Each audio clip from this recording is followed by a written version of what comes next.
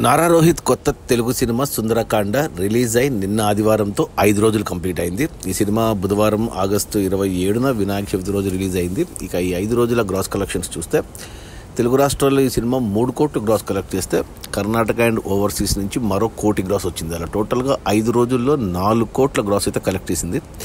ఇక ఈ 4 కోట్ల గ్రాస్లో థియేటర్ల రెంట్లు, గవర్నమెంట్ ట్యాక్స్లు, ఖర్చులన్నీ పోను డిస్ట్రిబ్యూటర్ షేర్ వచ్చేసి 2 కోట్లు ఉంది. ఈ సినిమాని డిస్ట్రిబ్యూటర్లు అన్ని ఏరియాలకు కలిపి 4 కోట్ల కొన్నారు. అందులో 2 కోట్లు వెనక్కి వచ్చేసే మొదటి 5 రోజుల్లో. మరో 2 కోట్ల డిస్ట్రిబ్యూటర్ షేర్ వెనక్కి వస్తే సినిమా హిట్ అవుతుంది బాక్స్ ఆఫీస్ దగ్గర కమర్షియల్గా. 2 కోట్ల షేర్ రావాలి అంటే మరో 4 కోట్లు గ్రాస్ రావాలి. అంటే 50% వచ్చింది, ఇంకా 50% రావాలి. ఈరోజు సోమవారం వర్కింగ్ డే. ఇక ఈ రోజు నుంచి కలెక్షన్స్ తగ్గిపోతాయి. ఇక ఈ సోమ, మంగళ, బుధ, గురు ఈ 4 రోజుల్లో ఎంత వస్తుందో చూడాలి. ఇక శుక్రవారం మళ్ళీ కొత్త సినిమాలు ఉన్నాయి కాబట్టి సెప్టెంబర్ 5న ఇక నాకు తెలిసి ఇక 2 కోట్లు రానట్టే. సో 2 కోట్లు అయితే నష్టాలు సినిమాకు.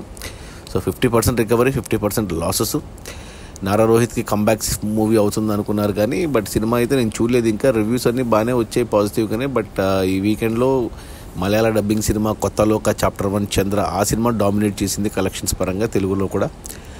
అది కూడా చూడలేదు నేను, చూడాలి మరి. అది మన నారా రోహిత్ కొత్త తెలుగు సినిమా సుందరకాండ రిలీజ్ అయిన 5 రోజుల్లో 4 కోట్ల గ్రాసు. అందులో డిస్ట్రిబ్యూటర్ షేర్ వచ్చేసి 2 కోట్లు. సినిమాని డిస్ట్రిబ్యూటర్లు 4 కోట్లకు కొన్నారు. ఇంకా 2 కోట్లు రావాలి అంటే మరో 4 కోట్ల గ్రాసు రావాలి. కష్టమే. సో 50% 2 కోట్ల నష్టాలతో సినిమా కమర్షియల్గా ఫ్లాప్ అని చెప్పాలి ప్రస్తుతానికి. Okay, bye.